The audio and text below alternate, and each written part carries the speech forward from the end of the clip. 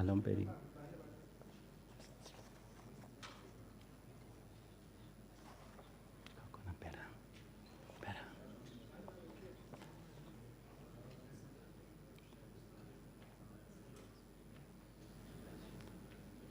چیکار کنم؟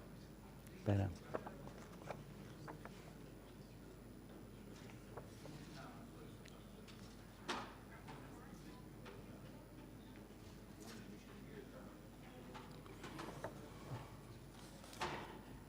Today, Monday, August 17th, marks the 168th day of the Iranians' heroic patriotic resistance against the aggression of the United States and Israel. 168 is no longer merely a number.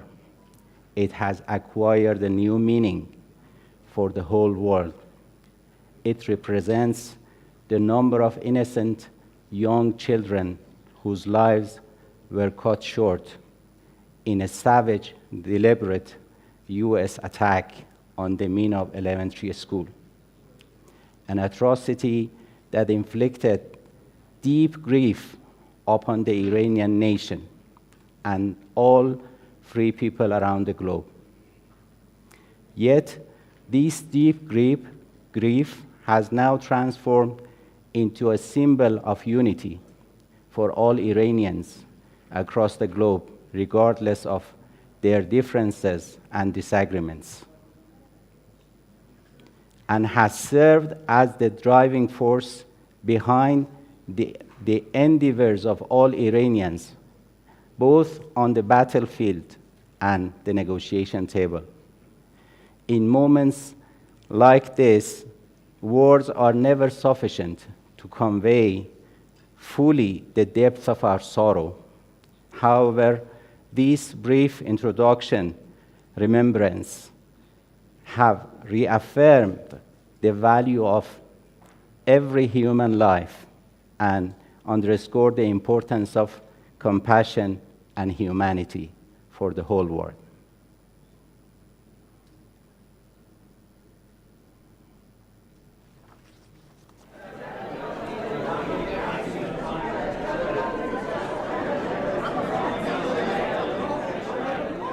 من عاشق مداد رنگیامم.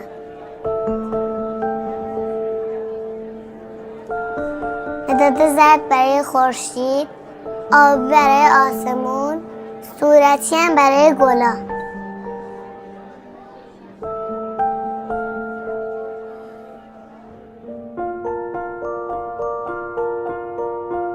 بابا همیشه میگفت تو خیلی کوچولویی. میگفت لازم نیست کار سخت انجام بدی.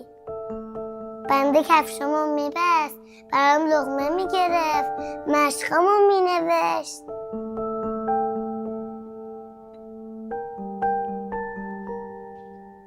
من خیلی دوست داشتم برای بابام چای بریزم که خستگیش در بره. اما بابام میگفت دستای کوچیکت میسوزه. بابام میگفت تو برای من نقاشی چای بکش، من خوشحال میشم. مامانم من میگه دختر مثل گله، نباید دستاش خاکی بشه، فقط باید درسشو بخونه.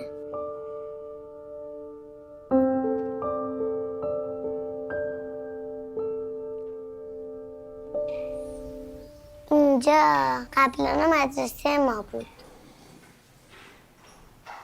کلاس ما همینجا بود.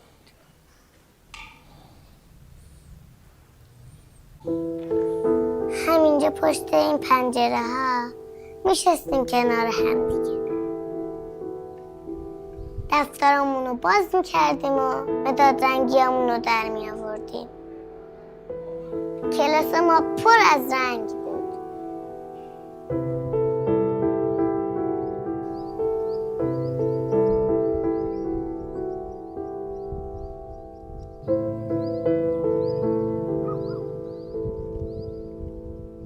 ما هر روز از همین در میرفتیم تو.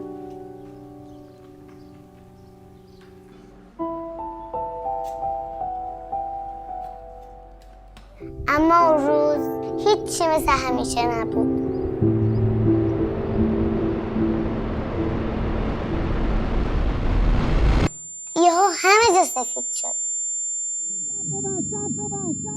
همینطور که مشاهده می‌فرمایید اینجا محل شهادت یکی از دانش آموزان ماست که دست این دانش آموز ما اینجا پیدا شده.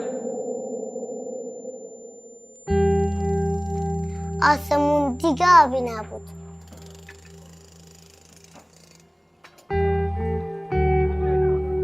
خورشید دیگه زرد نبود.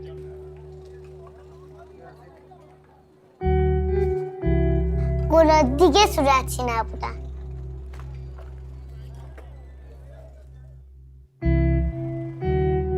انگاره که با پاکن کل نقاشی دنیا رو پاک کرده بود. مشاهده بفرمایید بزرگواران، کیف دانش آموز که آغشته به خونش شده. بعدش همه چیز خیلی سکت شد.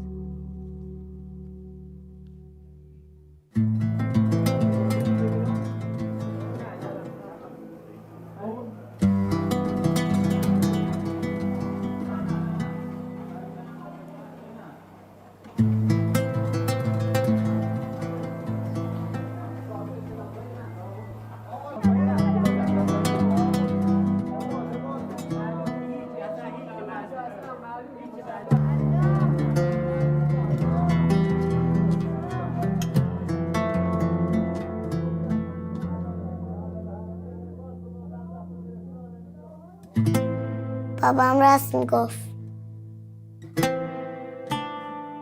ما خیلی کوچولو بودیم.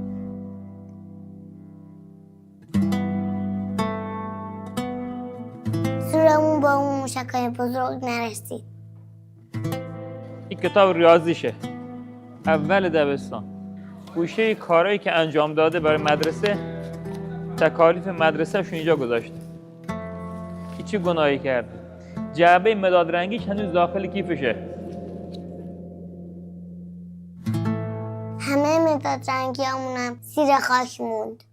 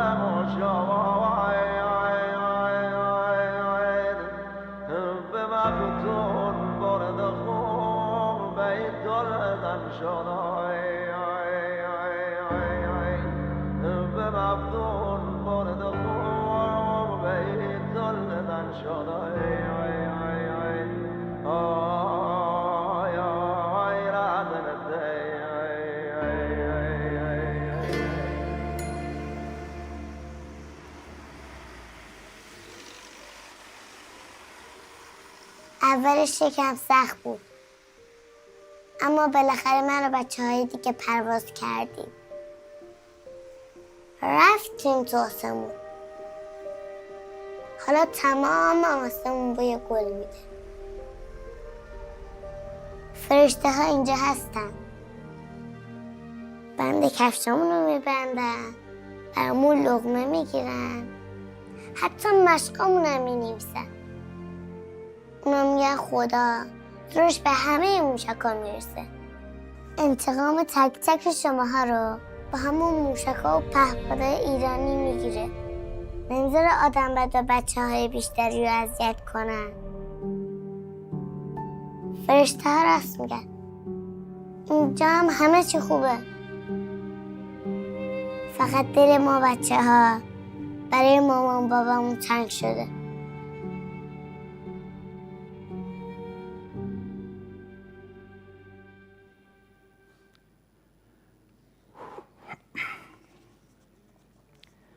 Bismillah ar-Rahman ar-Rahim. Good afternoon from Tehran. We are hosting you from around the globe at the Institute for Political and International Studies for another online panel considering the US-Israeli aggression against Iran. And today we are going to have an overview of the latest state of affairs and latest developments, what has happened till now. As I said in the beginning, an introduction, today marks the 168th day of the war, and we're going to revisit an overview what has happened during last 168th day. We will have a very excellent panel today with us. First, on my left side, Dr. Abbas Bagherpour, who is the Director General for Legal Affairs at the Ministry of Foreign Affairs. Ambassador Mohammad Farazmand, a retired diplomat full of experience in our region, serving for several years in southern shore of Persian Gulf in different countries and also in Turkey. Dr. Ruhul Amin Saidi, who is distinguished professor at University of Imam Sadiq in Tehran. Professor Hassan Ahmadian, a distinguished professor at Tehran University. And last but not the least, we will have His Excellency Yaqub Sarraf, former Defense Minister of Lebanon, with us, who will join virtually to this panel. There are so many important topics. I'm sure you will be very eagerly follow up the course of this discussion. But let me first begin with this very important question to Dr. Abbas Bagherpour regarding the MOU, which was signed between Iran and the United States almost 60 days ago. Dr. Bagherpour, signing a MOU was a sigh of relief for the whole world, and it was considered a very big diplomatic achievement for Iran and for the region, and especially the whole world was pursuing that with very much eagerness. But after that, we witnessed so many cases of violation of different paragraphs of the MOU by the United States and Israeli regime. I want to hear from you what has happened since then, from the inception and signature of the MOU. What was the course of events, and do you believe the MOU is still alive, or we should reconsider the situation based on the new framework? Thank you, Dr. Khodagalipur. Happy to be with you today. I can tell you that the MOU can be called in a coma situation, so there is a room for its revitalization, to revive it. But to go into the detail of the MOU, as you know, that document has been signed by the presidents of the Islamic Republic of Iran and the United States on June 15, and it has three main parts in my reading. The first one is the reaffirmation of the basic principles of international law enshrined in the UN Charter, Article 2, and we can see those principles in paragraph 1 and 2 of the MOU, based on which the United States has committed not to wage any war, to refrain from any threat or use of force, to stop any military operation in all fronts, including through its proxy Israeli regime in Lebanon, and also not to respect the sovereignty and territorial integrity of the Islamic Republic of Iran. This is the first part that I think, with or without MOU, is alive, should be respected, and it's a commitment upon the United States, including the refraining from the use of force as a preemptory norms of international law. The second part of the MOU is those responsibilities, commitments, or rights that have been foreseen based on the reciprocity and reciprocal basis. For example, in Para 4, the US has committed to remove the blockade, or in Para 10, it is committed to issue the waivers for export of Iranian oil crude and some others. And the third part is about how to come up with the next phase to negotiate and finalize the final deal, which has been said in Para 3 and also in Para 12. The two sides has agreed to establish an executive mechanism to monitor the successful implementation of this MOU and also the final deal. If we make a distinction between these three parts, as I said, the first one is should be binding for the United States with or without the MOU. The second one, since the day one, I can assume that the MOU has been violated by both the United States and also by the Israeli regime, on behalf of whom the US has committed some undertakings. Also, they have withdrawn their waivers a while ago, so they have been violating the MOU, but the violation of the MOU as an agreed document does not mean that it has been terminated or dead. It can be revived, as I mentioned. We are ready for such revival once the US is ready to put aside their habits of breaching the obligations, their habits or their addiction to enforce unilateral sanctions. So the MOU, as I mentioned, is a legal document. It can be revived, but it depends on the United States. Without needless to say that we are ready for any option.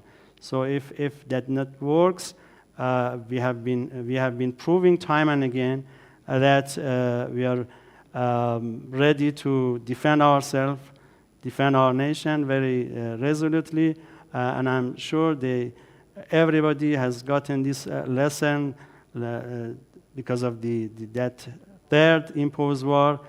That they will not again try or test our resoluteness and our defense and our military defense operations. Thank you. Thank you, Dr. Bagherpour. Ambassador Farazmand, Dr. Bagherpour referred and described the MOU to be somehow in coma, and which needs a kind of revitalization in different parts. We know that this MOU has a very strong regional aspect as well. How do you see and how do you evaluate the position of regional countries regarding MOU? And do you see any role for them in this revitalization of MOU? Because we know that there has been several mediation efforts by regional countries, and some of them are trying to play a constructive role in this. So how do you evaluate the situation in regional aspect? Thank you so much for having me, and let me start by commemorating the memory of 168 innocent schoolgirls in Minab. Minab 168 will remain as a symbol of this aggression forever in the memory of Iranian people. Yes, there was a reaction by the region after signing the MOU between Iran and the United States.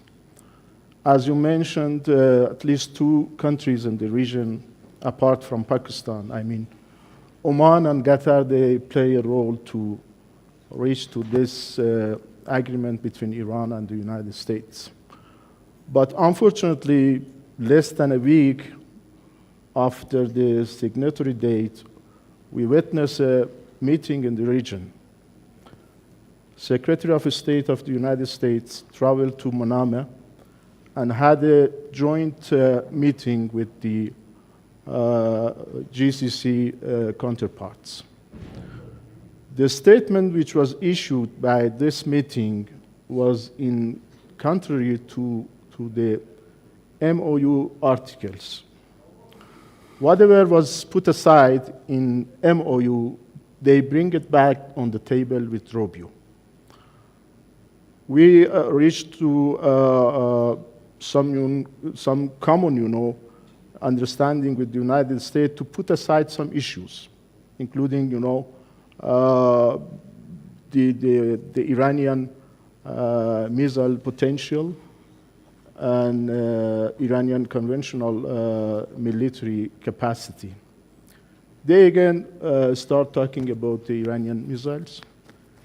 They had their, point of view about Lebanon, which was completely against what we agreed on the Article 1 with the United States. And also about Strait of Hormuz, there was another wording in the statement between Rubio and GCC counterparts. Unfortunately, our neighbors in GCC this time decided to be a part of the internal political game of the United States, knowing that there are some spoilers inside the United States, especially Mr. Rubio and his team. They were against the agreement which was made by Vance. But our neighbors, they have to know that this game was, a kind of betting on losing horse. Because in future, if we back to diplomacy, if we decide to negotiate again with the United States, we will negotiate based on MOU. We are not going to negotiate based on the statement which was issued by Manama summit. Then after the summit in Manama, they pushed Oman to open the southern passage through the Strait of Hormuz, and the first vessels which passed through the southern passage were Saudi and Qatari vessels. It means there was an attempt by the regional countries to play spoiler role to MOU. Despite they welcome, in protocol they welcome the MOU, but in practice, unfortunately, they were the first side which threw the first stone against the MOU, and then they paid the price, because after what they did in Manama and after what they did in Hormuz, they created the moment of Hormuz for Iran. And in future, I think the new regional order will be built on the new realities which was created in the moment of Hormuz. What is the moment of Hormuz? Hormuz was for Iran a geopolitical asset and will remain as a geopolitical asset for Iran. But in the past, Iran was the only country which did not use the weight of Strait of Hormuz. Since, early 15th century, when the Portuguese came to this region, they occupied Hormuz Island, and through Hormuz Island, they were controlling the whole Persian Gulf. Then the British forces came, 1 century after that. The British forces, they came and they had the control of Hormuz and they had the control of Persian Gulf for 4 centuries. Then in late 60s and early 70s, the British forces, they left the region and they hand over the responsibility and they handed over the mission to the United States. And then United States start filling the region with military capacities. They established the bases in UAE, in Bahrain. The first one was in Bahrain. Then through the different developments in the region, such as the Second Gulf War, they established the other bases in Kuwait and Oman. Now, Iran has a voice. Iran wants to say, this is my time. The Strait of Hormuz should not be used all the time against the neutral country. We were the only country which did not use our geopolitical weight in Strait of Hormuz. And now Iran think that it's right to play the Strait Hormuz card, at least to have a fair, arrangement around the Strait of Hormuz and around the Persian Gulf. It is not acceptable for Iran to be directly or indirectly the target of the militarization of the Strait of Hormuz and Persian Gulf. As I mentioned all the time during the past 5 centuries, the Strait of Hormuz was used, against Iranian interest. This is the time to establish a new and fair, arrangement and regional order. And I will talk about the new order, the new regional order, inshallah, in the next round. Thank you, Ambassador. It was very enlightening what is happening in the region and what are the positions of the regional countries. And because now we are focused on the region, I want to bring in His Excellency Minister Yaqub Sarraf. Do you hear me, Minister?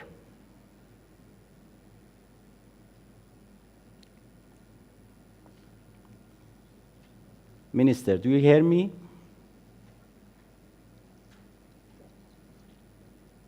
I think we are facing maybe a technical issue, but before reaching out, Minister, for another question on the region, I will now go to our next panelist. Minister, do you hear me? We do not hear you.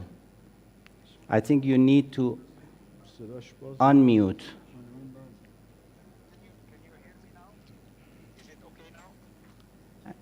I think it takes some time, but before that, let's listen to the analysis of Dr.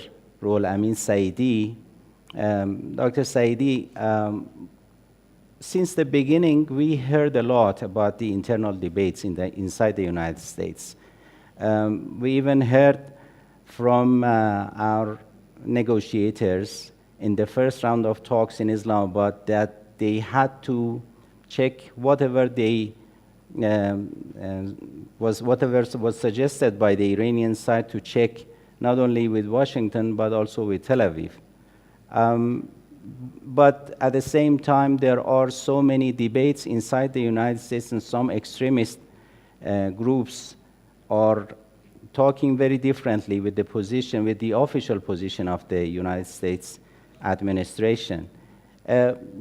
Is it possible to look at these scattered in somehow different ideas inside the United States regarding the whole process of negotiations and the MOU which was signed with Iran.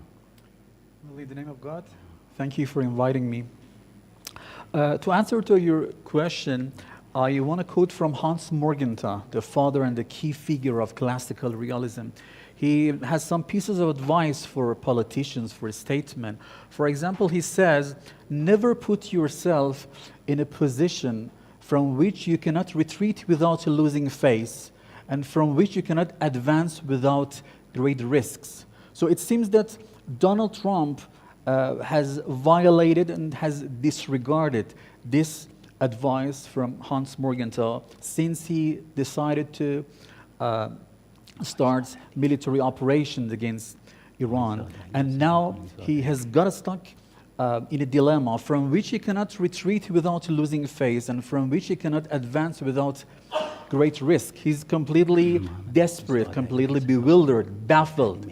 He doesn't know how to cope with Iran project. He has faced an unfortunate complications how to deal with Iran's case.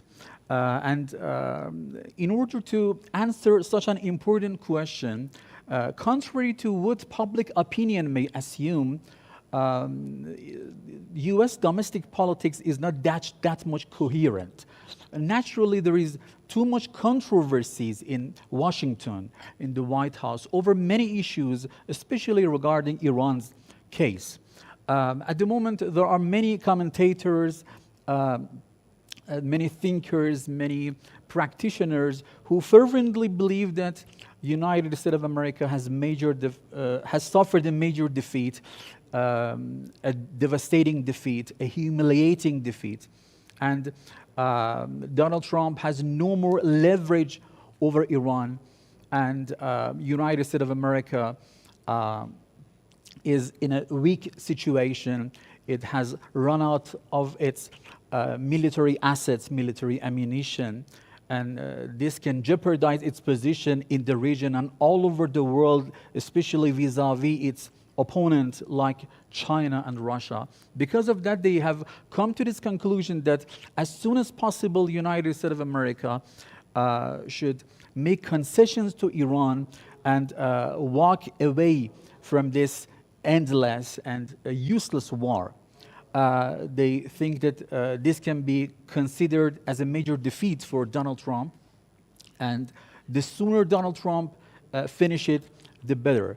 But by contrast, there are some pro-Israeli figures in the White House, some neoconservatives, members of AIPAC lobby, who fervently believe that Donald Trump should continue its pressure over Iran because they sees Iran's project from an ideological point of view.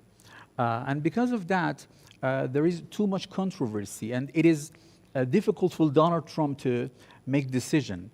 Pro-Israeli figures exerted an immense pressure on Donald Trump to walk away from the 17th June MOU, and he did it, and he declared it as a dead agreement. He didn't abide by his commitment. He didn't abide by his obligations. And it was done because of Israel and pro-Israeli figures in White House. And it's undeniable that there is too much controversy over Iran. And because of that, I think we have to be pessimistic about the future, and I doubt about any chance for rapprochement and for reconciliation, because always they are trying to view Iran's case from the viewpoint of Israel, and that can be regarded as a cardinal mistake. Thank you so much. As you said, there are so many controversies inside the United States regarding this, the whole process, in fact. With this, I think I can invite now Excellency Minister Yaqub Sarraf. If you hear me, I'm not sure if we can also hear you. Okay. As I said, this MOU has a very strong regional aspect. And in the paragraph 1 of the MOU, Lebanon has been emphasized several times. In fact, the stop of the war in all fronts, including Lebanon, has been very seriously and deliberately has been mentioned in the MOU. I want to hear from you, Minister, the viewpoints from that part of the region, and especially Lebanon. Do you see any potential of this MOU to be, to in fact, to affect the whole process of peace building, stability bringing to the region, and how do you evaluate the position of other countries in your neighborhood? First, let me thank you. We do not hear you. You cannot hear me. Can you hear me now? Can you hear me now? I will check out and come back again. Yeah, I think now something is happening. If, okay, the connection, we lost the connection.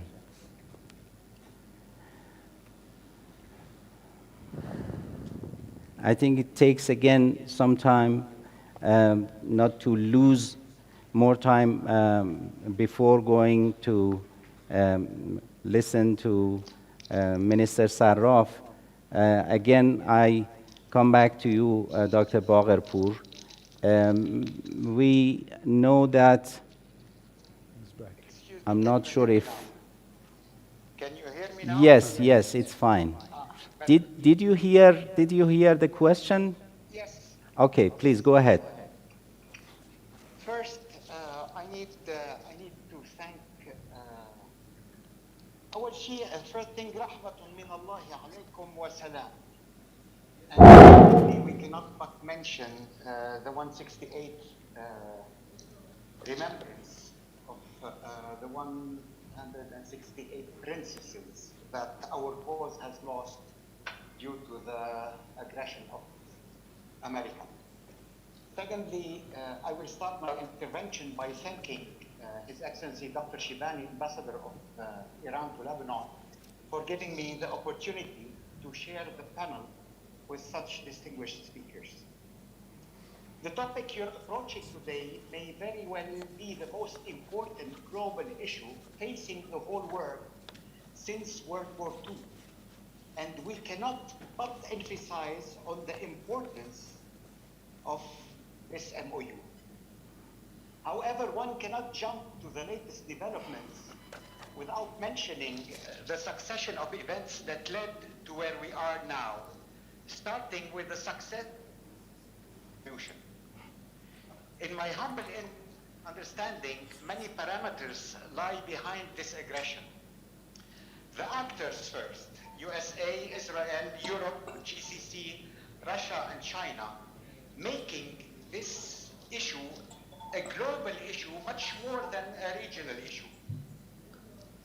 Second, the historic motives of our strategic, tactical, economic, to which we have a new motive which is subjective, and it is the personal revenge of the US after the successive humiliations throughout the history. The Western powers are colonial, world domination, and New World Order. The tools they are using are ethnic differentiation, religious exploitation, economic embargo, mass murder, and fallacious media propaganda. I will skim through the US-Israeli part of this Machiavellic scheme. The USA has been aggressing Iran for 47 years. It is not a new issue. For 5 decades, America has been amassing defeat after defeat, a fact that undermines US world supremacy, and I will mention some of them.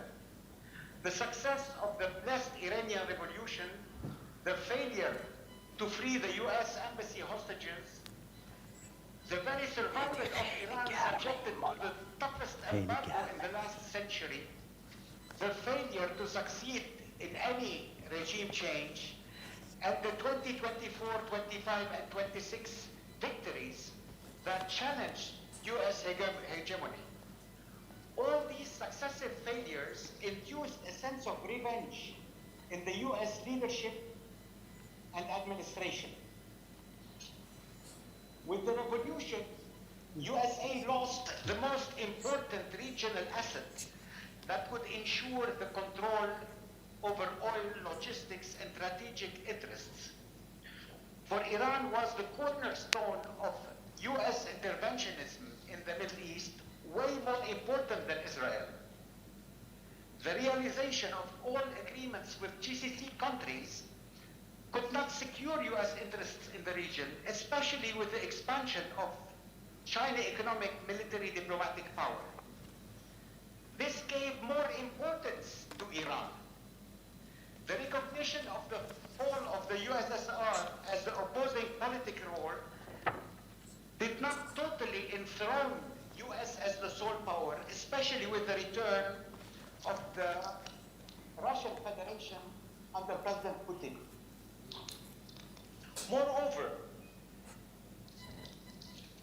the fact that in spite of huge economic, military, technological, diplomatic assistance to Israel over 7 decades, it failed to create a safe haven for colonial apartheid pseudo-Zionist state. Israel, for its part, needs to fend off the support of the Islamic Republic of Iran to the region. And I don't mean only Lebanon, I mean Lebanon, Yemen, Iraq, and Syria. After late Imam Khomeini adopted the Palestinian cause and took it to an ideological level linked to the faith of billions of believers, Muslim, Christians, and Jews alike. Every single trick was used by Israel to fuel the US aggression against Iran.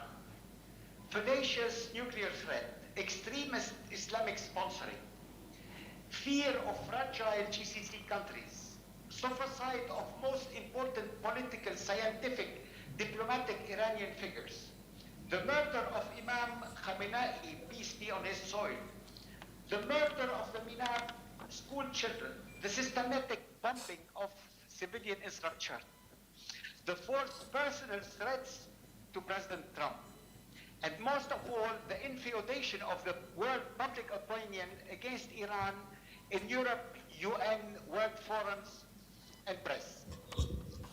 I do believe, unluckily, that USA and Israel have no intention to reach any type of agreement or understanding, or even a temporary medium-term ceasefire. Both of them are facing very close elections, which brings the essential conflict to the scale of the person of Donald Trump and of Benjamin Netanyahu. Their priorities today is to win elections, hence stalling and short-term cessation of hostilities is their goal. I therefore foresee a resumption of all-out aggression against Iran, because Iran managed to transform each and every belligerent US-Israeli action into a victory, recognizing Iran as a medium world power and guaranteeing its position as a regional big power in spite of the huge sacrifices it offered. With the little knowledge I have amassed during the 3 decades, I expect a huge bombing campaign on all the western shores of Iran, a systematic destruction of the vital infrastructure nodes in Iran, the sponsoring of destructive internal attacks by Western proxies, a coordinated attack on Iranian partners in Yemen, Iraq, Lebanon, and Syria, and a recrudescence of embargo actions on Iranian politicians, diplomats, businessmen, allies, and civil society. I also expect that Iran will prevail for many reasons. The commitment of a true and just cause, directly related to faith and fueled by the teachings of late Imam Khomeini and late Imam Khamenei, peace be on their souls. the unified Iranian society, which managed to bolster its immunity by an incredible patriotic unity, a legendary resilience, and a wise leadership, which asserted the goals and provided the means military and diplomatically. Iran also managed to weave and ensure proper strategic alliances with world powers whose interests coincide with the victory or survival of Iran. Now, what I believe that sustainable stability of the region and global economic order is to seize the opportunity to enact the following: a basic minimum non-aggression agreement between GCC and Iran, the safe sailing of all GCC ships throughout the Persian Gulf, the proper reliable flow of energy, and the normal trade and supply chain throughout the Strait of Hormuz. A framework agreement between Iran and USA accepting the sovereignty of Iran over the Strait of Hormuz, especially for security reasons and maritime safety measures, guaranteeing the innocent passage control irrespective of the eventual compensations. Minister, if possible, if you conclude this part of your presentation, and then we will come back to you. Exactly. I will end my presentation. I cannot end it without mentioning Lebanon, which has endured the toughest occupation in its history. And I'm talking since 1943. And it has offered historic figures that would not be replaced. And I particularly mean Sayyid Hassan Nasrallah. We gave 4,500 martyrs, and we have endured 7,602 raids since the enactment of the supposed enforced ceasefire. Once more, I have to thank the organizers and thank Iran for standing by Lebanon when every single country in the world has abandoned us. And I do believe that the saving of Lebanon will come with the hands of the Iranian Republic and the Blessed Revolution. Thank you. Thank you, Minister. In fact, you had a very comprehensive overview for what has happened in the region, in a wider region, in fact, in last few years. And it was very enlightening to hear it from you, from that part of the region. We will come back to you for sure to ask other questions regarding that. But with this, I want to be a little bit focused in one of the most, in fact, important variables of this war and negotiations, especially when it comes to this present situation, which is the waterway in the Persian Gulf, Hormuz. Dr. Bagherpour, I am aware that you have been involved in several rounds of talks with neighboring countries inside the country and in the region regarding Strait of Hormuz. And I want you to inform our audience about the latest developments regarding Hormuz and the official position of Iran, what is going to happen, and what will be the scenarios ahead. Thank you. In fact, I would like to state an introductory remarks regarding the things that are being said today everywhere about the necessity to respect the basic principle of the freedom of navigation. Everybody is saying about the freedom of navigation as a basic principle. And I had an online meeting with one of my counterparts last week in Europe. I told him that kindly add the name of Iran to the list of countries that are in favor of such principle, but that is a point of departure and not a final destination. It has something to add, and first and foremost, the freedom of navigation is a right that should be reconciled with other principles. We can call the respect to the sovereignty and sovereign rights of the states as the other face of the same coin. So these are the two important things, and we should make a balance between these two important principles. And even from a hierarchical order, I can tell that the respect for sovereignty is superior to the freedom of navigation because of its history and its nature. The second point that I want to share with you and the other colleagues and audiences is about the legal status of straits in the international law of the sea and the Iranian legal position, the established practice and principal position of Iran in terms of such straits. The strait has two different parts.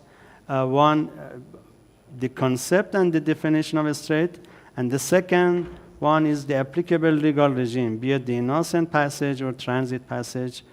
About the definition of a strait, we have the Corfu Channel case, the ICJ ruling in 1949 that has specified two criteria, one geographical criteria that is talking about the international strait is the straits that are connecting two high seas. And the second criteria that was set by the ICJ is the functional criteria that is being used for international navigation. This has been reproduced in the 1958 Convention on the Law of the Sea, the Geneva Convention on the Law of the Sea, and it has said that such international straits should be treated with the specific unsuspendable innocent passage enshrined in Article 16 of such convention. Thereafter, during the third conference of the International Law of the Sea, we had it has been finalized by the 1982 Convention on the Law of the Sea, and in its articles from 37 to 44, it talks about the straits and the transit passage.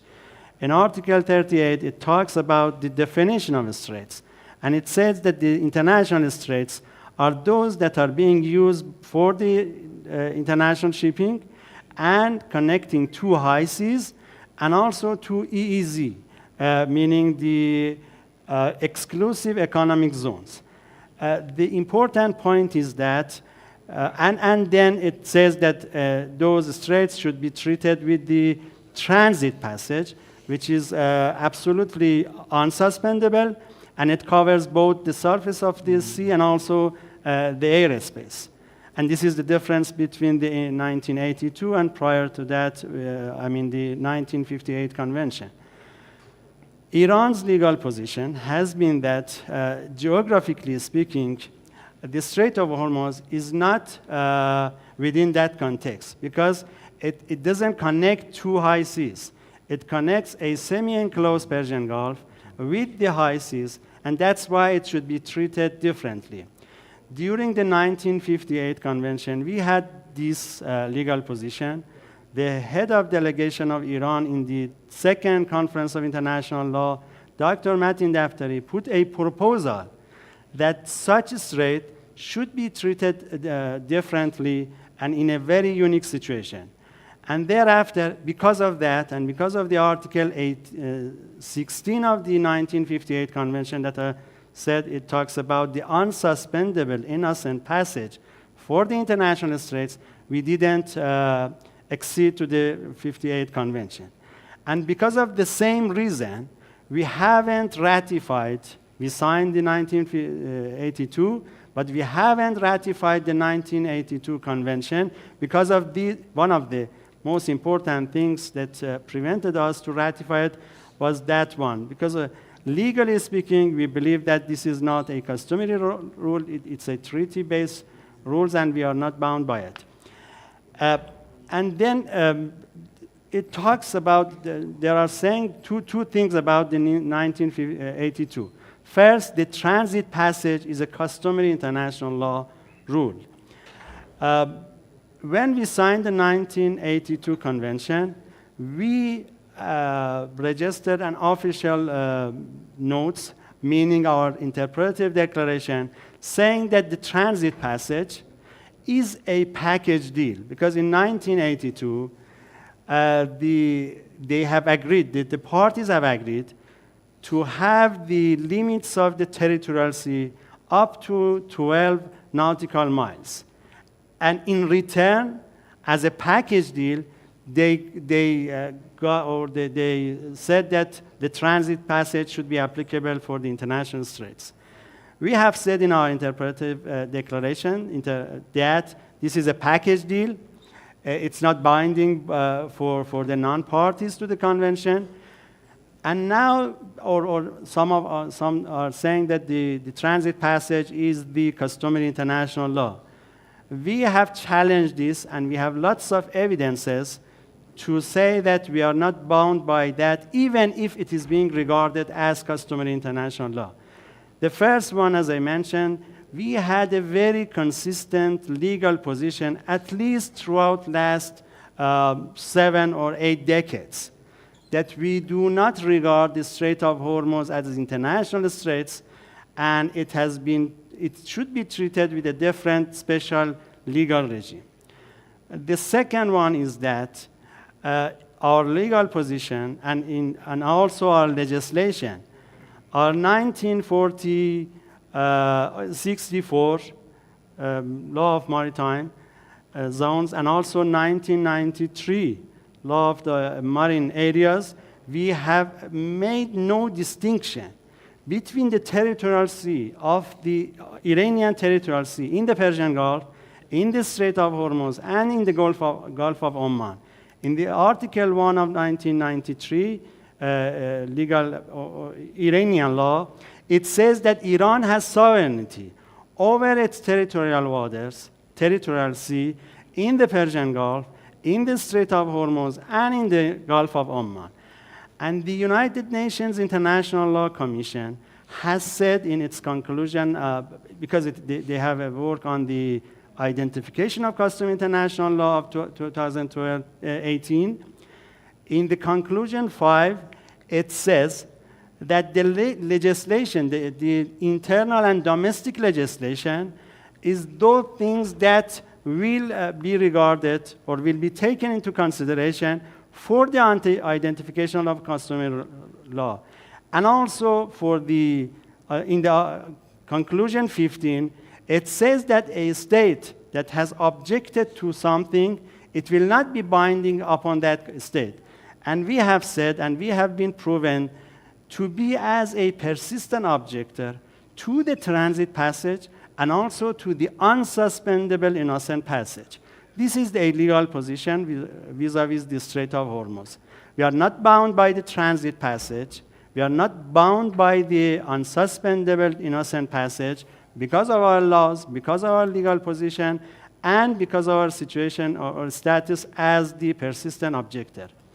The second point is that, and it's very interesting to tell you that, the then President of the United States, prior to the 1982, said that if we do not receive the transit passage, I will do anything to make the 1982 convention to be failed.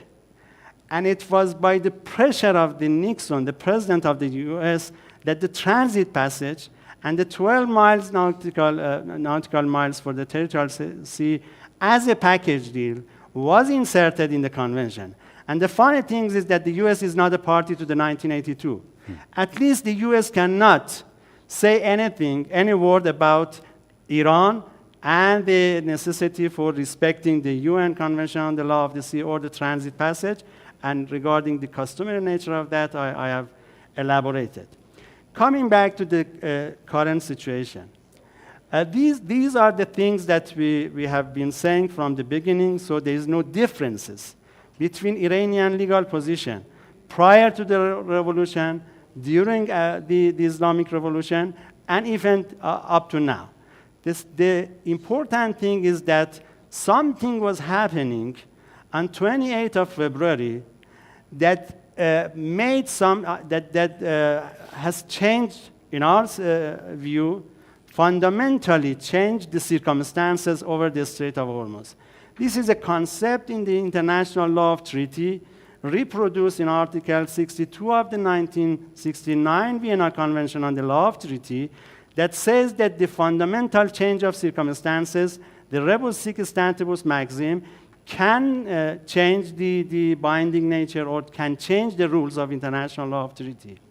We have said this is a concept. It has been said in the law of treaty, but nothing prevents us to interpret it out of the international law of treaty, meaning the practice. Because of that notion, and also because of another concept in the international law, which is being called the hierarchical order between different types of international law, we have taken advantage of these two concepts to say that first and foremost, after the war, the situation should not be the same as it was in the past. The law of the war, the maritime war has some rooms for maneuvers, has some flexibilities given to us to manage it. For example, the San Remo manual. But beyond that, I'm saying that because during the war, we were criticized that you should respect the international law of the sea in terms of the transit passage over the Strait of Hormuz. And the hierarchical order means that when you have a hierarchical order, the first type of principles will be the jus cogens, the basic principles of international law, and the first and the basic principle would be the jus cogens of the prohibition of the war of aggression. The transit passage should not be implemented in a way to prepare grounds for violation of the jus cogens. This was our argument for the war. I'm not referring to the self-defense because what we have done in the Strait of Hormuz was not use of force, it was only some arrangements for managing the situation. What we think is that even after the war of aggression, which has been, in our view, should have been terminated by the MOU of 17 June of 2026, the situation regarding the Strait of Hormuz, including the passage, should not be equal as it was prior to 28th of February because of these things that I said, because of the Strait of Hormuz. These are the new arrangements. Coming back to your question, and I was obliged myself to say these introductory remarks because of some certain of circles that are saying something against that. We know that the Strait of Hormuz, and everybody knows, that the Strait of Hormuz is nothing but the territorial sea of Iran and Oman. There is no so-called international waterways in the Strait of Hormuz. It is only the territorial sea of Iran and Oman, meaning that it is only Iran and Oman who are responsible, who are entitled, who are competent to discuss, to negotiate, and to come up with arrangements, be it about the TSS, the Traffic Separation Scheme reproduced in Article 42 of the UN Convention on the Law of the Sea, and also in the SOLAS Convention of 1974. All of them talks about the route, what we are talking about, the inbound and outbound lanes, the one that we are discussing these days with the Oman, to come up with a provisional, temporary inbound and outbound lanes. These are the things that we are discussing with Oman. We are also discussing and negotiating with Oman a statement that talks about how to come up with some sort of arrangement. And you know, in paragraph 5 of the Islamabad MOU, Iran has been asked or has been entitled to negotiate, to have a dialogue with Oman to come up with some sort of arrangement. And it has also, it will be also in the fees, the monies, the tariffs, whatever we can, should be included, because in the paragraph 5 it says that only for 60 days there will be a free of charge, meaning that after 60 days you can put some sort of arrangements. I have lots of things about these fees for services. We are not going to receive fees for mere passage. because it is banned by the customary international law and also in Article 26 of the 1982 Convention. We are talking about two different types of tariffs and fees. Fees for services, which can be maritime services, environmental services, prevention of pollution, whatever.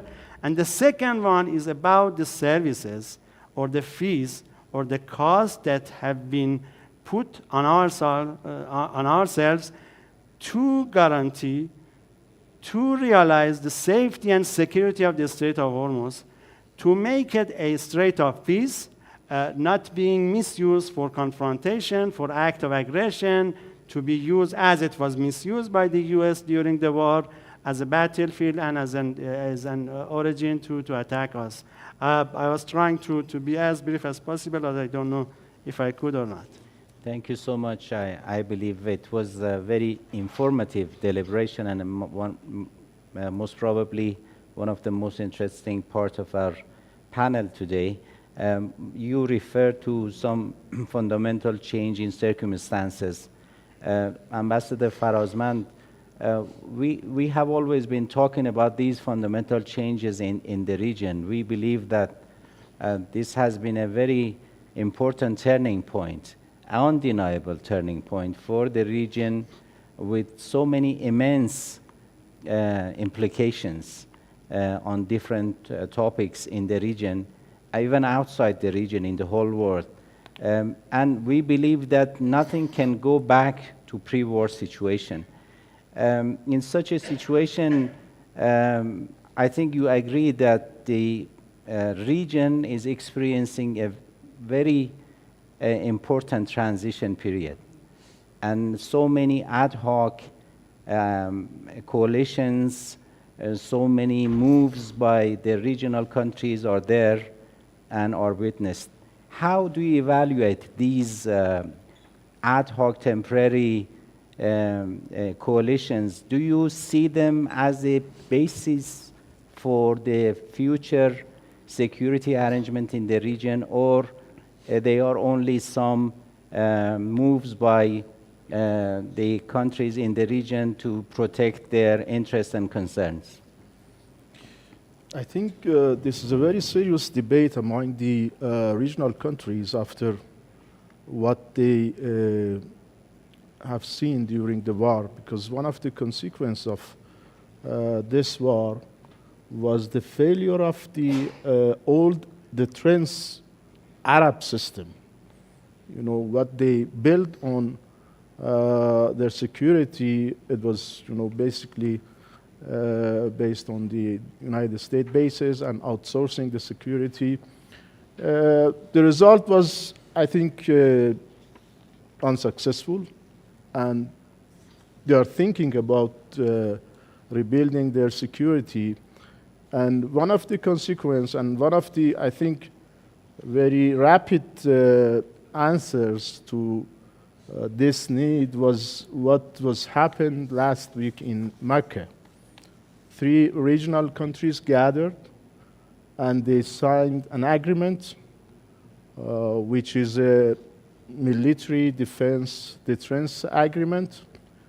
They don't want to show it as an agreement against the other regional countries, but at the same time, they're talking about having support, mutual support for the members of this agreement. Let me brief my comments on Mecca agreement in 5-6 points. First, this is an agreement. This is not a treaty, or this is not an accord.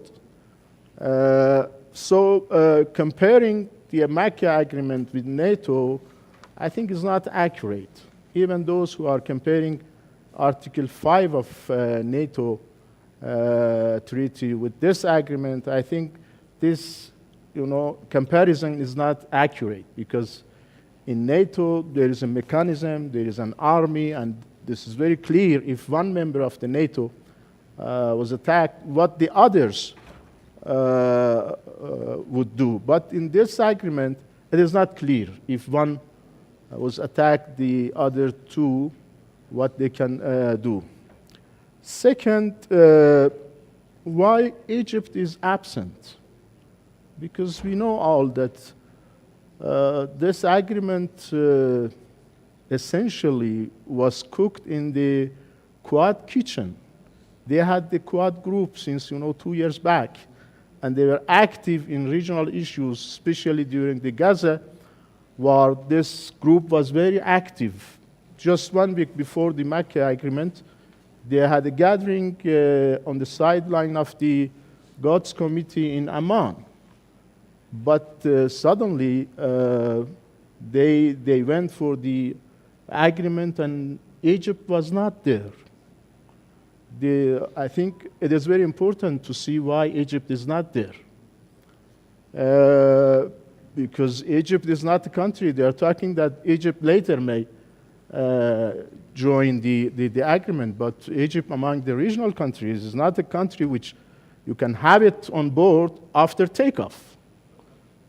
Egypt likes to have the driving seat. Egypt likes to have the leading seat in any regional agreement. I think it is not easy to have Egypt on board, knowing that the type of relation between Egypt and the other regional countries, especially UAE, is very important. If they were allowed to choose between GCC countries, definitely they will go to choose UAE.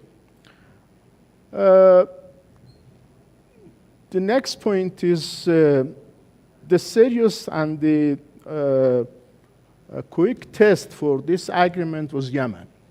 Before the agreement, during the ceremony in Mecca, and after the ceremony, the Saudi forces were under the fire of Yemenis, inside Yemen and outside Yemen. What was the reaction of the 2 other members? It seems that the 2 other members, they don't like to interfere in Yemen crisis and in Yemen war. There was a reaction, at least at the level of semi-official, figures in some countries, in India, United Arab Emirates, Greece, Cyprus, and Israel. They are not happy with this agreement. And they were under another umbrella, since 2-3 years back. They are members of the IMEC, corridor. It seems the group that has concern about Mecca agreement is this group: India, United Arab Emirates, Egypt, Israel, and Cyprus. Iran has not yet showed any concern about this agreement, since they are emphasizing that this is not against any other countries, since they say that is for deterrence, that is for defense. I think Iranians do not like to consider themselves as a target. And we think that this might not have a military function against Iran. Mostly it has a political function in future for regional contacts with Iran. And the last point, what are the positive aspects? I think we can see some positive aspect for this agreement. First of all, this is a regional mechanism, and since decades ago, especially after Iran-Iraq war, Iran always was asking for regional mechanism instead of outsourcing the security to the extra-regional actors. This is a base can be a base for regional order, and still the mechanism for engagement of Iran is not clear, but I think Iran may have dialogue with all these 3 countries. With 2 countries, Turkey and Pakistan, we have excellent relations. And with Saudi Arabia, our first choice is not tension. All the time we were asking for de-escalation with Saudi Arabia. We believe that Saudi Arabia is a very important Islamic an Arab country. It's one of our most important neighbors. And as I told, our first choice is de-escalating with Saudi Arabia. The second, I think, positive potential of this mechanism is that it is a sign for failure of the previous order, which was based on military bases, which was based on outsourcing the security to extra regional actors. This is another, positive aspect. And the last, I think, as I mentioned, this may not have a military function against Iran, but it may have political potential for Iran. If we want to de-escalate with Saudi Arabia, I think Saudi Arabia is not right now in a very confident position to enter directly and bilaterally with Iran for de-escalating. This mechanism may help for a de-escalation between Iran and Saudi Arabia. Thank you, Ambassador.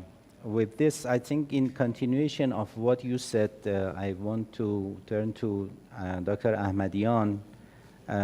We talked about the potentials for the new security architecture in the region, which is a necessity in the region after what has happened, which is considered a very important turning point for the whole region. For years, Iran has been promoting dialogue and diplomacy to use the opportunity among the regional countries to talk, to sit and talk about the new security arrangement for the region.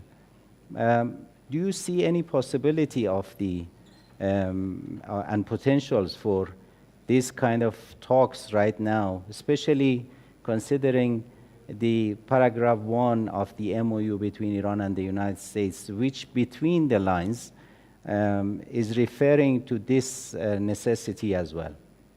Thank you. Do you hear me? Yeah, please. Okay, thank you. Thanks for having me in this panel, and I have to apologize for arriving late. I think the question that you asked is rather important for, I think it's the main question, strategic question in the region nowadays. What can happen moving forward after these two wars? I think it all boils down to what happened in the past year. And that's connected to after the revolution, 79. I think there was an obvious imbalance between Iran and GCC countries from the get-go. The Iranians were pursuing an approach to have a dialogue that can bring up a collective security framework for the Persian Gulf that includes Iran, Iraq, and GCC countries. Whereas the answer there was rather different. The imbalance was multidimensional. It wasn't a clear one-sided or had one only dimension. I think it had to do with the limited geography, limited capacity within those countries, but also the capacity to build power within. So their approach was twofold. First, to bank on the United States, outsourcing, as the ambassador said, outsourcing their security to balance off Iran's capabilities and potential. But also there was a sideshow that was the GCC, collective security of a sort, of course exclusive, doesn't include Iran and Iraq, and that continued, though it had many challenges. I think one big answer, despite the sideshow, was the United States. How the United States can help the GCC countries to balance off Iran. So the imbalance, one answer to it was to go for the United States, outsource our security. And this was based on two concepts. One is decoupling, that is, Iran and Iraq are not part of this. Now, Iraq was to some extent in the 80s, but then it was also sidelined. It was only the GCC that went for such an option. And also lately we saw another concept coming up, that is the widening, that is connecting the security of the GCC countries through the Abraham Accords to Israel, a party that Iran sees as a threat. That complicated things, and I think that brought new dynamics to the equation. The two wars that went on, the two, of course, aggressions that Israel and the United States started against Iran, brought that entire notion of outsourcing and connecting with the United States in terms of security to question. It was challenged deeply because it was very clear that the security of the GCC was used in a fight that wasn't theirs. It was tied to Israel's priorities in the region and U.S. more sort of global priorities. And I think there was this shock to these countries, at least some of them, and also to many who follow the region. Why would the United States put these countries in the line of fire for Israel and for its own priorities, knowing that these countries have chosen the United States as their security patron for decades? So that was challenged deeply, and I think that that is the core issue here, how to move beyond the insecurity that ensued as a result of the two wars, specifically the 39 Days War. I think the question is how to remedy the imbalance. We're back to square one. In many of these countries, if you follow the strategic debates, it's about how to remedy the imbalance that was there. We thought it was remedied, but all of a sudden realized we never had balance. It was all about United States policy in the region and its support for Israel. The security of these countries was trumped because of Israeli priorities. So there was never a balance to begin with. So how to remedy that imbalance that was felt during the 80s? I think that question is very much there in the debates in GCC countries, in Iraq, and of course in Iran as well, how to seize the moment to build up a new security architecture. I think that the answer depends on multiple factors. To what extent the United States will pressurize countries in the region not to go towards collective security. Iranian answer has always been collective security. Let's talk and have some sort of arrangement that, of course, neither we nor you threaten one another. One answer was the non-aggression pact that Iran proposed, the Hope proposal, or the regional security dialogue. So there is no dearth of initiatives on the part of Iran. Only before the war, they were falling on deaf ears. Will they fall on deaf ears once more? I think there are some sort of difference in the way these proposals might be perceived and received by GCC countries. I can see, at least on strategic debates, more receptive ears in GCC countries, which points to a more, a sort of a collective thinking about the security in the region.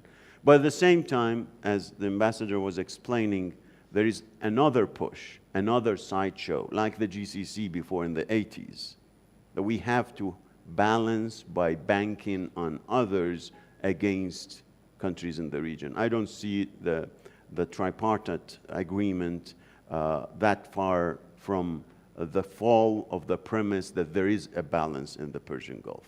It's directly connected to this. Saudi Arabia went for this because it felt that it needs to balance, and against whom? I think it was obvious in the debates, at least. It wasn't, I mean, officially there was no announcement on Iran, but obviously in the debates it was obvious. I don't see that very much productive. Over time it can change. I mean, not this agreement, the tripartite agreement, but I think the mentality upon which such an agreement is signed is the same as in the 80s. It's not based on collective security. It's not based on talking with the source of threat that I feel. I mean, many countries were used to say that Iran is a source of threat. There are two ways in international relations to deal with sources of threat that we perceive. It's either by going towards the source of threat itself and trying to get an agreement or reach an arrangement with, or go to others to balance that off. Obviously, that was the case in the 80s, and it seems it is the case nowadays as well, which tells me that though there are opportunities due to these challenges that we faced during the past year, the mentality is to a large extent is the same. Now, there are differences, of course. When we talk about the GCC, I mean, the ambassador is very much aware of he was there and he has very good connections.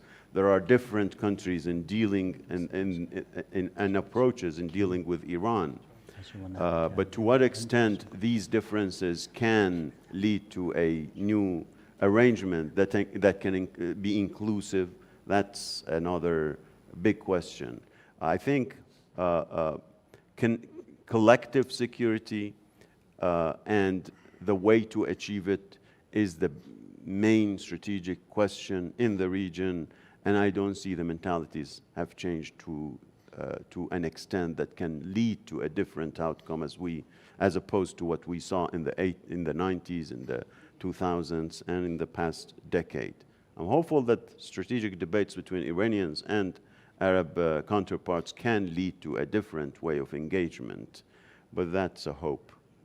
Thank you, Dr. Ahmadian. I'm not sure if Minister Sarraf hears me. Minister, are you there? Yes, sir, I'm here. Okay, I'm sorry if, because in your previous statements I had to cut you short. Of course, we are in the last part of our panel because you started talking about Lebanon, and Dr. Ahmadian referred to the policies of the United States in the region for years because of the bases they had in the region, and the poor regional countries thought that those bases are to defend them. And during this recent war, they came to know that it is, from the first place, it's been established to defend Israel. How do you see the situation from Lebanon? If you can bound your statements in 3-4 minutes, I appreciate. Actually, I agree with Dr. Ahmadian that the American umbrella for the countries of the region has totally failed. And the first example was Qatar attack, which was attacked by Israel, and the base at Hudayd, which was attacked by Iran. The GCC countries have now the proof that financial retribution for safety does not pay. They are convinced that US will prevail their interests over anybody in the GCC, and that corroborates the theory of Dr. Ahmadian that we have to find a way to get a local minimum baseline security agreement within the Gulf. Now, you ask me, where is Lebanon within this? I will tell you very, very frankly that if this agreement goes on, and I hope GCC countries will be wise enough to accept the Iranian proposals, we will have a total de-escalation between Saudi Arabia and Yemen, between Iran, Iraq, and Syria, and definitely we will have a new means of pressure against Israel. And effectively, I would even go further, that an agreement between US and sponsored or by Saudi Arabia and the national resistance could bring peace back to Lebanon. Because effectively, I do not think Iran has direct economic interests in Lebanon. And I do not believe that Iran has direct political interest in Palestine. The position of Iran versus Lebanon and Palestine was dictated by the fatwa of late Imam Khomeini and by the justness of this cause. So effectively, a regional agreement will definitely transpire into de-escalation in our region, especially that if you noticed, even the MOU did not mention belligerence between Iran and Israel. They mentioned a ceasefire, that they will not attack, but it did not solve the issue of belligerence between the Islamic Revolution per se and the Zionist extremist apartheid state of Israel.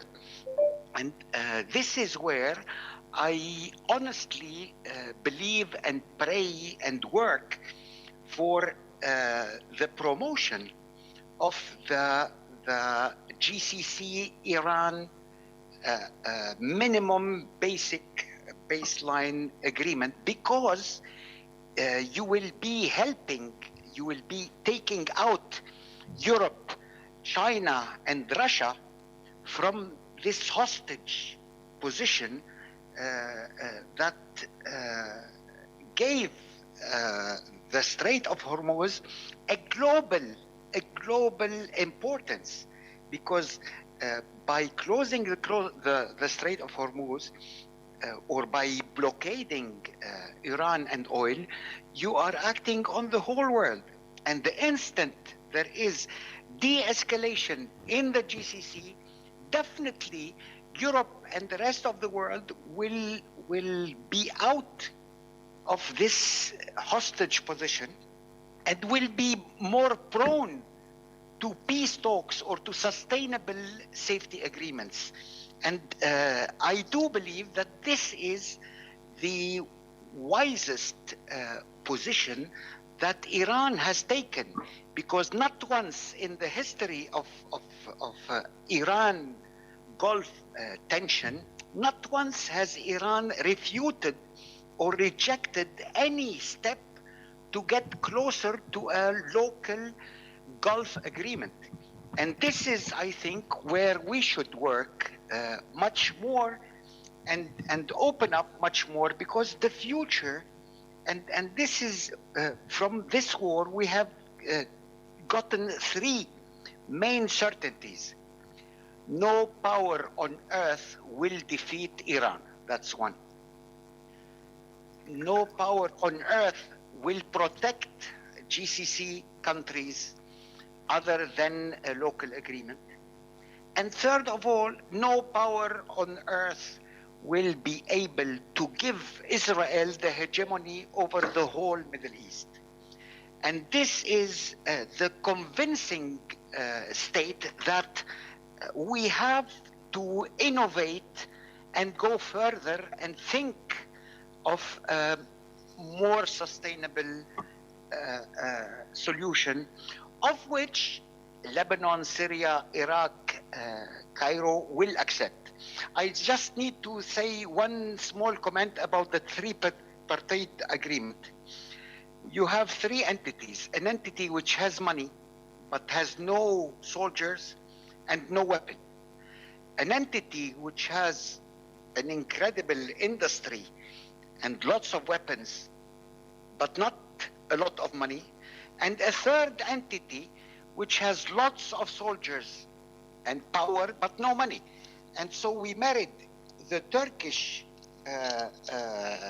military might, military industry, with the Saudi incredible financial power and fear, with Pakistan, who have soldiers but no money. And this proves that America has failed to provide protection to the country. So and that explains why Egypt was not there. Egypt has the power, has the soldiers, but it is too close to Israel, and effectively Israel would not accept any entity in their periphery which could eventually threaten their supremacy. Thank you. Thank you so much, Minister, for your insightful ideas about the present situation in the region. You refer to Israel. Dr. Saidi, from the beginning, Israel was considered as one of the main spoilers of any potential agreement between Iran and the United States to end the war and to bring back stability to the region, you know, because of the hegemonic tendency of Israel, especially in last 3-4 years. It's very clear that they are the main hurdle for any comprehensive dialogue for the collective security arrangement, which was mentioned by Dr. Ahmadian.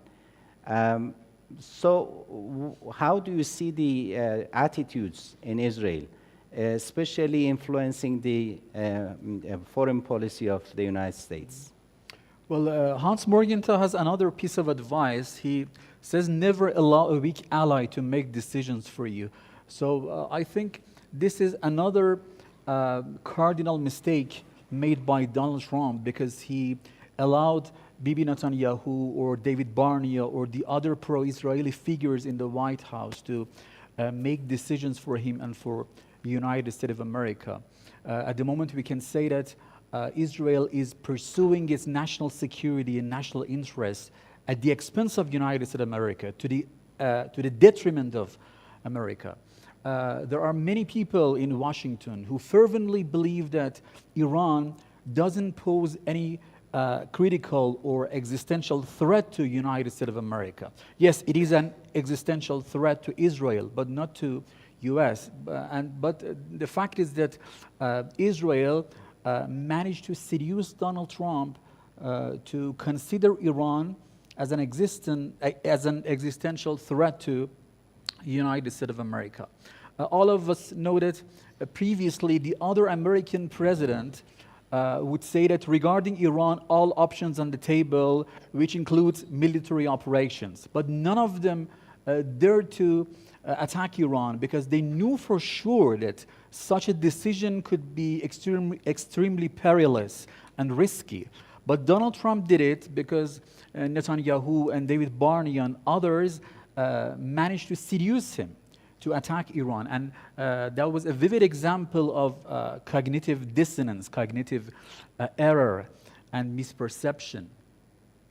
And it is important not to lose sight of the fact that this decision to attack Iran was based on false information and calculation from Mossad. Because from their viewpoint, it was envisaged that adopting a decapitation strategy would be helpful against Iran. They thought that if they assassinate Iran's supreme leader and a large number of military and political figures in Tehran, then Islamic Republic of Iran would collapse within a few days. And there would be political turmoil, political unrest, and civil disobedience in Iran, and Iranian people would stand against the government and overthrow it within a few days. But their calculations and their anticipation turned out to be wrong, because we saw that Iran showed an unbelievable resilience capacity. Iran showed no sign of collapse and malfunction. A new supreme leader was elected within a few days, and we saw no sign of power vacuum in Iran. Iranian people became more united. And in spite of the fact that Iran suffered a lot in terms of economy and military, it was crystal clear that it maintained its survival, and it will maintain its survival in the future. So Israel's project turned out to be a catastrophe, a disaster for Donald Trump, and they seduce him to attack Iran. I think the good news is that this excessive sympathy and optimism toward Israel has been, which was deeply embedded in the mindset of American leaders and American thinkers, is changing gradually. And nowadays, more and more people in the United States of America, especially in Washington, are criticizing Israel, Israel's policy and Israel interference in America's domestic politics. And it can be regarded as a good sign, but I'm not that much optimistic in a not too distant future, in a near future. It is a gradual process because sympathy toward Israel is completely and deeply embedded in their mindset. At the moment, regarding the current situation, it can be said that neither Iran nor United States of America benefit from a war of attrition, a gradual war. And no country in the region benefit from a war of attrition except Israel. Israel is the only actor who benefit from a war of attrition, a gradual war between Iran and United States of America. And regrettably, they are selling their project to Donald Trump. And at the moment, we cannot see any sign of change in his mindset because he is under an immense pressure from Israel and pro-Israeli figures in White House.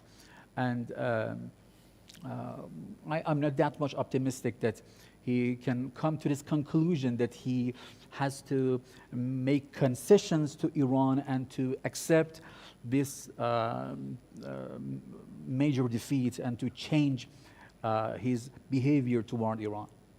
Thank you so much. We are now in the last 10 minutes of this panel, and so I invite all Arab speakers to be very brief in their last part of their statement, it will be, of course, very short questions for each panelist.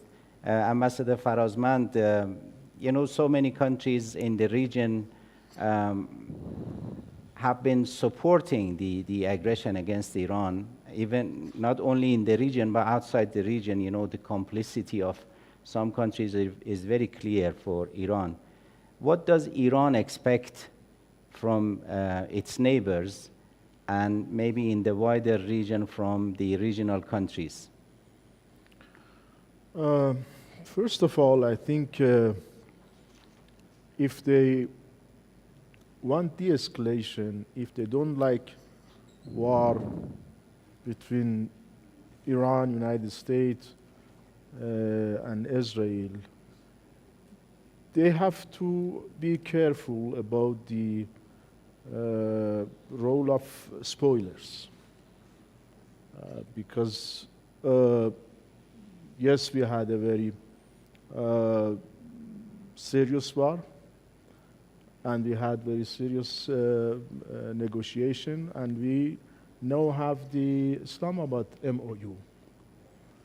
It is the minimum that Iran will accept to get out of this round of conflict.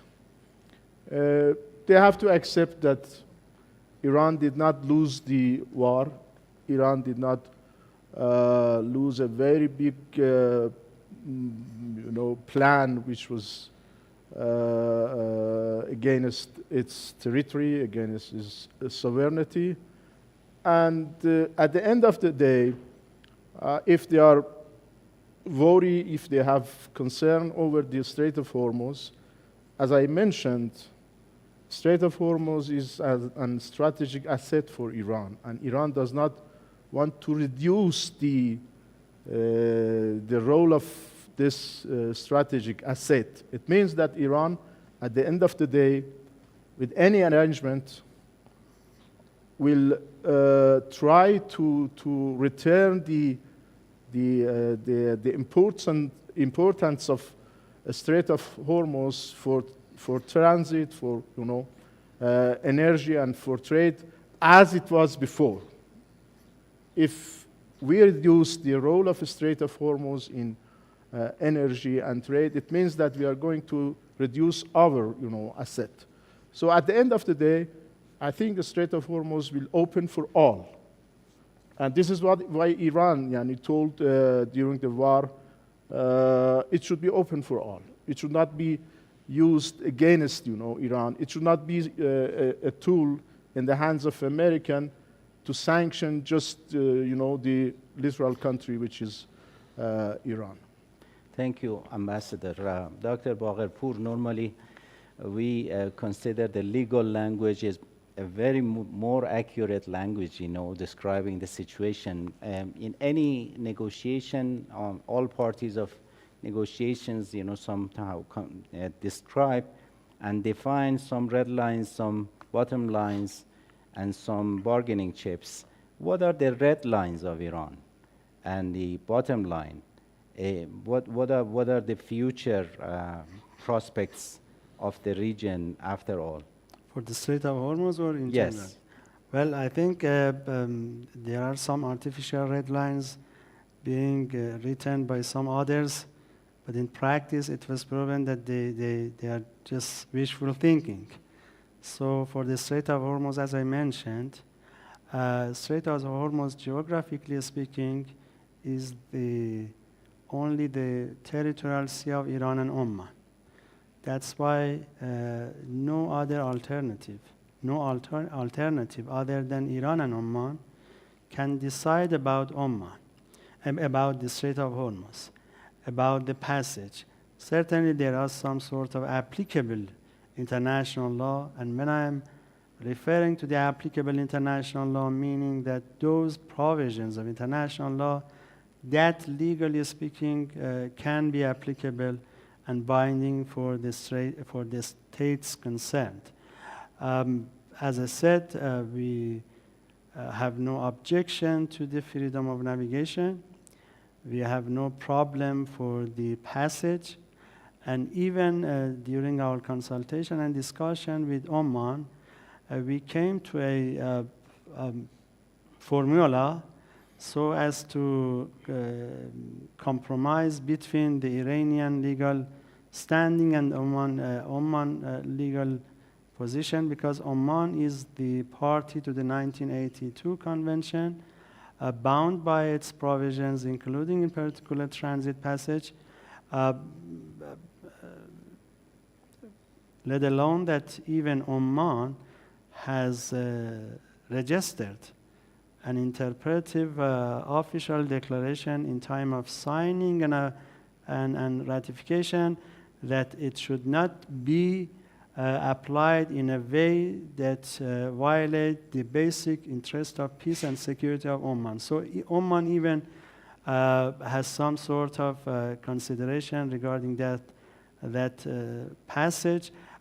I can tell you that Iranian red lines is international law. So whatever international law is talking and applied, we have no problem and consideration to abide by, but with that delicate reference to the applicable, meaning that we are not bound by the transit passage, we are not bound by the unsuspendable innocent passage, and we have some sort of rights and competence to make some new arrangement at the interest of the safe passage. So whatever we are doing will be at the interest of those who want to see this strait as a strait of peace and not as a strait for confrontation and war. Thank you. Thank you, Dr. Bagherpour. Dr. Saidi, this, of course, will be very brief part of the question, but because of the frequent fluctuations of the policies of the United States, it might be very difficult to evaluate what they are really seeking in this period of time regarding the MOU. But how do you see the situation there? How do you evaluate their policies? Very brief, please. I think you're awaiting to see a political turmoil, political unrest in Iran They hope that if they continue naval blockade on Iran, that would result in economic crisis, and that in turn would result in political unrest and mass uprising. And after that, they hope that they can start another phase of military operation. Regrettably, we have to confess that economy is Iran's Achilles heel. At the moment, our economy is not, doesn't have a good condition. The inflation rate is skyrocketing. It is on the rise. So managing economy can be a difficult task for Pezeshkian administration. But I want to quote from Vali Nasr, the political thinker in Washington, who says that Iran's current strategy is short-term pain, long-term gain. He says that there is a consensus in Iran, in Iran's administration, that we have no choice but to tolerate these difficulties in short term, and if we can tolerate it, then in the long run we can force United States of America to make concessions and to finish war and naval blockade, and that way we can reconstruct our deterrence to prevent our enemies to attack us every now and then. Thank you. I somehow agree with Nasr, and I hope that this strategy can be helpful in the long run. Thank you so much. And my last question to Dr. Ahmadian. Of course, I know that it is a very complicated scene with different variables, different elements influencing the whole process. But how do you see the scenarios ahead? You know, the prospects of the region and Iran, U.S. Potential deal. What do you see the future? How do you see the future? Well, it depends on multiple variables, as you said. I think there are three pictures to be looked at. One is the United States digging in and continuing what it used to do in the past year and trying to suffocate Iran, try to attack it when it sees fit. And Iran, of course, will retaliate against its bases, against Israel. That's a recipe for chaos, further chaos and instability in the region. Actually, I'm hearing this analysis that the United States leaving the region might want to see it suitable to have a region in turmoil, because the energy that China and rival competitors are depending on goes from this region. That's a gloomy picture of the future of the region. The second is a continuation of the current situation. That is neither peace nor war. I think that's unsustainable. There's a lot to point to basically argue based on that it is unsustainable, because you cannot suffocate a country and expect it not to lash out. I mean, Mr. Rezai, the head of the Supreme National Security Council, just 2 days ago was saying that we will attack the blockade if it is to continue, and if the United States to elevate its threats against Iran. Things can go to that direction, and Iran is bracing for defensive, preventive defense. That's what happened in Jordan when the United States brought in equipment to attack the country. He said, we will not wait for your attack. And I think that's that can well be part of this second scenario. That is, intervals of insecurity and then peace or pause on conflict between Iran and the United States and Israel, and of course their bases.